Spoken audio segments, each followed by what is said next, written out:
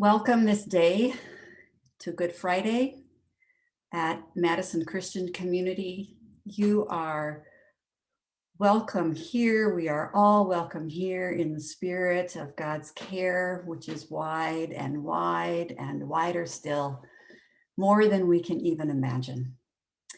We are in the midst of this Holy Week, and we have waved our palms and been a part of Jesus' protest on Palm Sunday. We shared God's Supper, the institution that Jesus provided to his disciples last night as they were gathered around the Passover table. This morning we continue the story, and we invite you not to rush through this day and tomorrow in your eagerness to get to Easter. Easter will come, and we will have a couple of opportunities here at MCC to celebrate that at 7 o'clock in the morning at the Memorial Garden on the MCC grounds. We will have an in-person worship. And then at 10:15, you can catch a virtual worship from either Advent Lutheran on their YouTube channel or Hope Community of Hope UCC, either on Zoom or on our YouTube channel. So we will get there, and we will get there with celebration. But let's be present today. Today we're asked to sit with the hardest human story and not look away from suffering.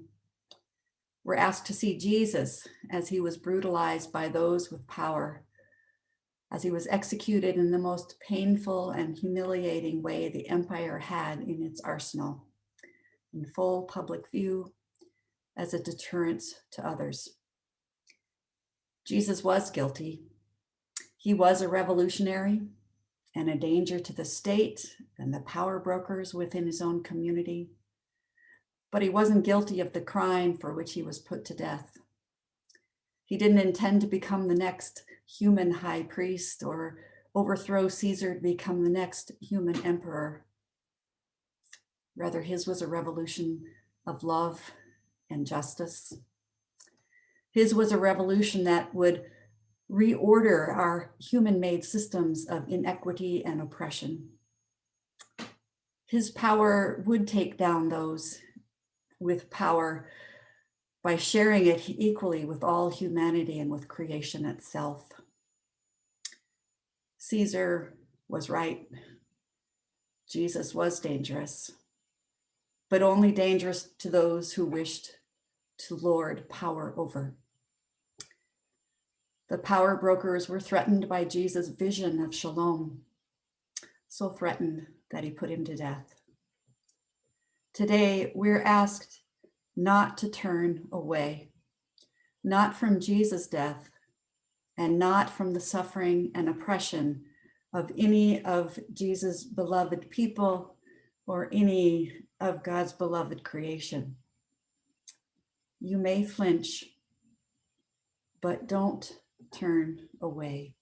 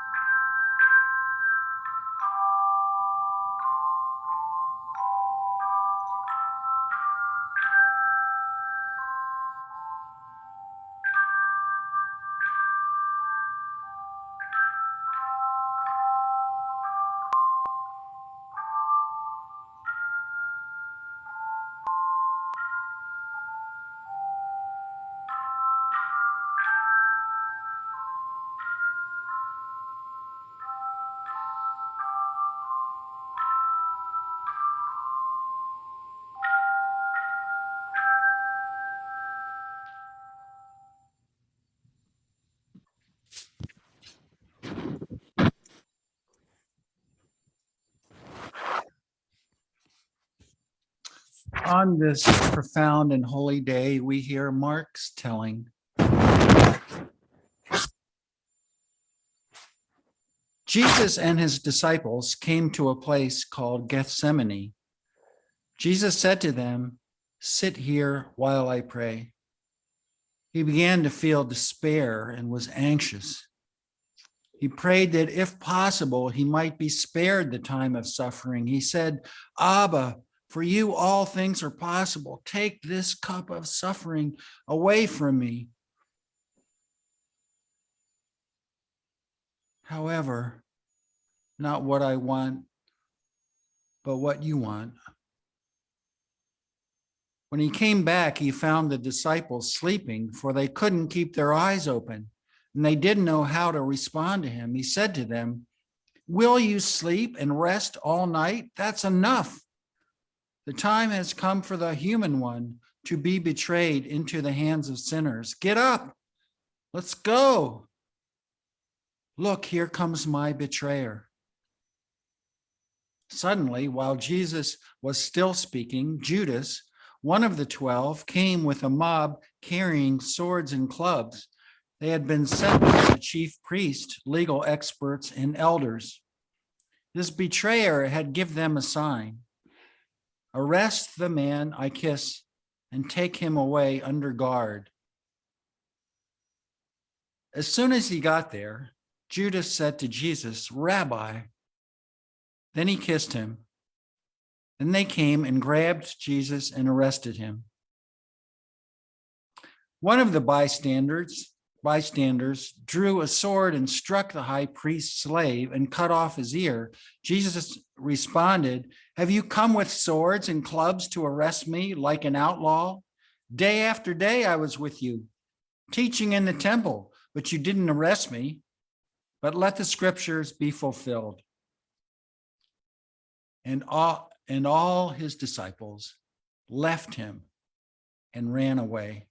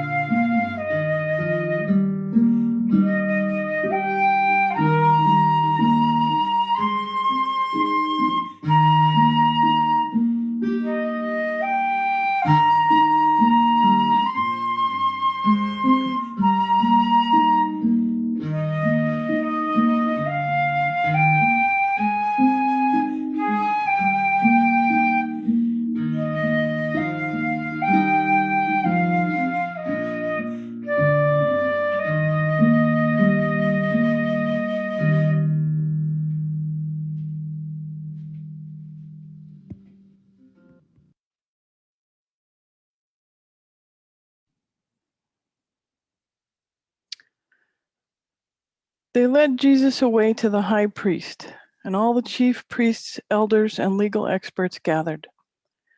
Peter followed him from a distance, right into the high priest's courtyard. He was sitting with the guards, warming himself by the fire. These leaders who opposed Jesus were looking for testimony against him in order to put him to death, but they couldn't find any. Many brought false testimony against him, but they contradicted each other. Then the high priest stood up in the middle of the gathering and examined Jesus. "Aren't you going to respond to the testimony these people have brought against you?" But Jesus was silent and didn't answer. Again, the high priest asked, "Are you the Christ, the only begotten of the Blessed One?"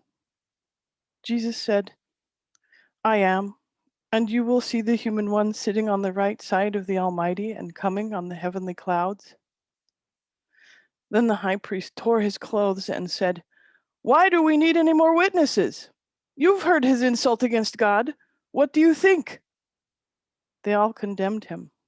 "He deserves to die." Some began to spit on him and hit him, saying, "Prophesy." Then the guards took him and beat him. Meanwhile, Peter was below in the courtyard. A woman, one of the high priest's servants, approached and saw Peter warming himself by the fire. She stared at him and said, "You were also with Jesus." But he denied it, saying, "I don't know what you're talking about." And he went outside into the outer courtyard. a rooster crowed.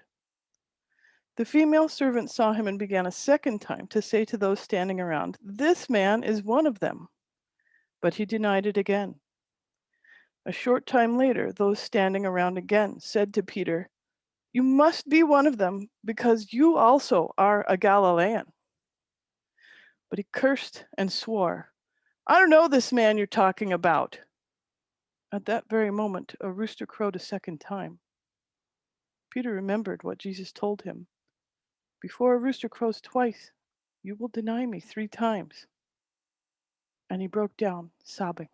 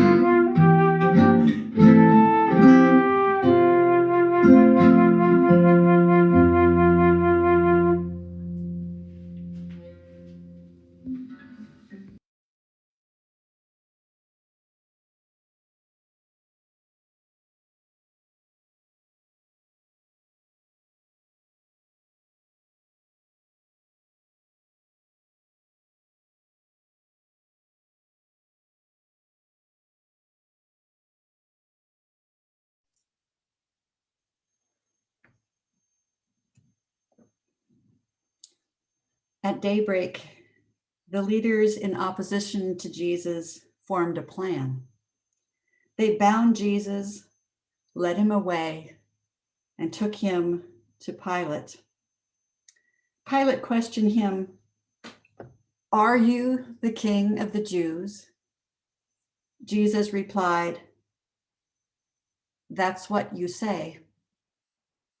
Pilate asked him again, "What about all these accusations?" But Jesus gave him no more answers. So Pilate marveled. Pilate knew that the leaders who opposed Jesus had handed him over because of jealousy, but they stirred up the crowd to have him release Barabbas, a member of an armed insurrection group, instead of Jesus. Pilate replied, "Then what do you want me to do with the one you call King of the Jews?" They shouted back, "Crucify him!" Pilate said to them, "Why? What has he done wrong?" They shouted even louder, "Crucify him!" Pilate wanted to satisfy the crowd, so he released Barabbas to them. He had Jesus whipped, then handed him over to be crucified. The soldiers dressed him up in a purple robe and twisted together a crown of thorns and put it on him. They saluted him, "Hey, King of the Jews." Again and again, they struck his head with a stick. They spit on him and knelt before him to honor him. When they finished mocking him, they stripped him of the purple robe and put his own clothes back on him.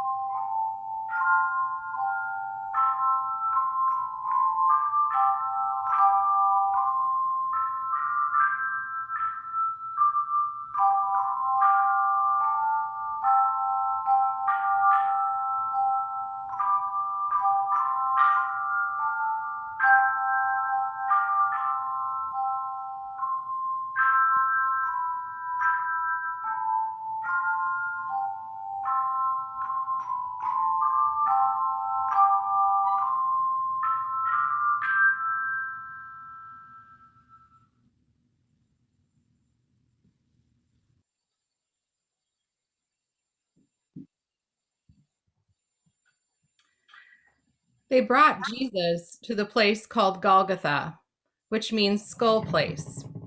They tried to give him wine mixed with myrrh, but he didn't take it. They crucified him. They divided up his clothes. It was 9 a.m. when they crucified him.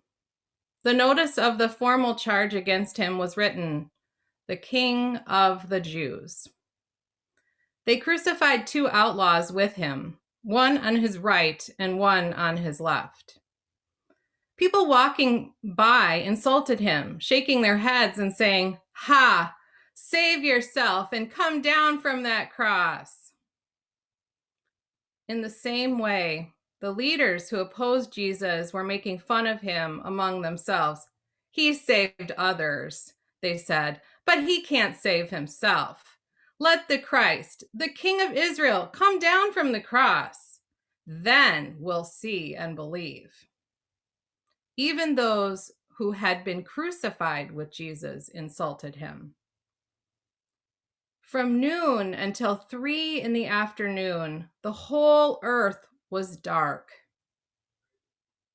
At 3, Jesus cried out with a loud shout, "Eloi, Eloi, lama sabachthani," which means, my God, why have you left me?" Jesus let out a loud cry and died. The curtain of the sanctuary was torn in 2 from top to bottom. When the centurion who stood facing Jesus saw how he died, he said, "This man was certainly God's son." Some women were watching from a distance, including Mary Magdalene. Since it was late in the afternoon on preparation day, just before the Sabbath, Joseph from Arimathea dared to approach Pilate and ask for Jesus' body. Pilate gave the dead body to Joseph. He bought a linen cloth, took Jesus down from the cross, wrapped him in the cloth, and laid him in a tomb that had been carved out of rock. He rolled a stone against the entrance to the tomb. Mary Magdalene and other women saw where he was buried.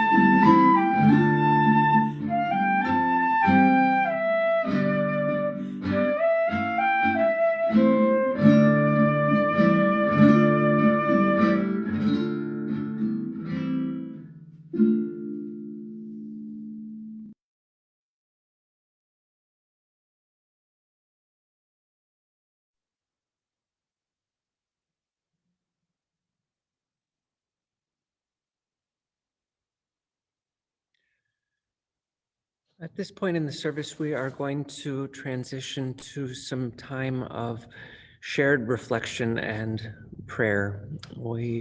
For those of you who've been part of Lenten midweek services, you have gotten familiar with the practice of our prayer word clouds. And we are going to do that here at kind of the close of that season through this journey we've been on together. Within this, you will have a chance to go to a website. You can find it in the page there, menti.com, or in the comments. You'll enter that code or scan the QR code. If that all seems complicated, you can also type things into the chat or the comments area, and somebody will add them for you. A variation on what we've been doing during the season of Lent today, we invite you to be holding this story of Jesus' crucifixion and have that be the focus of your prayers. What are your reflections? What are your feelings? Where are you finding meaning in this story today? And in a word or a short phrase, you can be adding those things, and we'll watch as we share that together and as it expands. And this is just going to be a silent time for you to be watching those reflections and be adding your own, to be thinking and praying this together. We'll do this for several minutes, and then after that, we'll close by praying together the prayer of Jesus.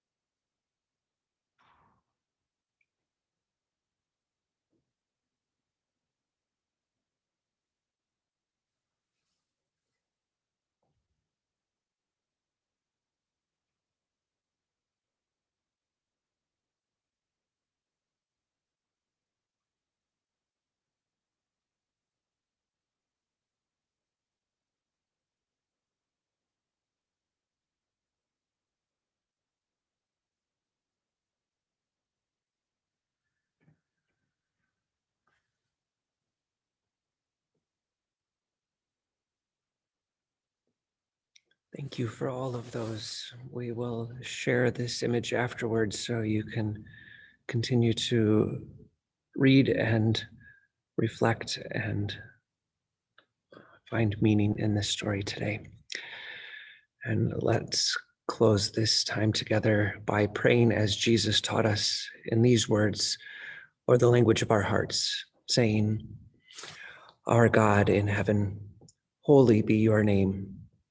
Your kingdom come, your will be done on earth as in heaven. Give us today our daily bread. Forgive us our sins as we forgive those who sin against us. Save us from the time of trial and deliver us from evil. For the universe, the power, and the glory are yours, now and forever. Amen."